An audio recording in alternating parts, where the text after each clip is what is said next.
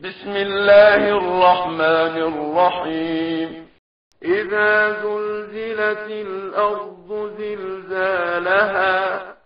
وأخرجت الأرض أثقالها وقال الإنسان ما لها يومئذ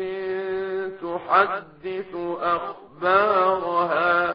بأن ربك أوحى لها يومئذ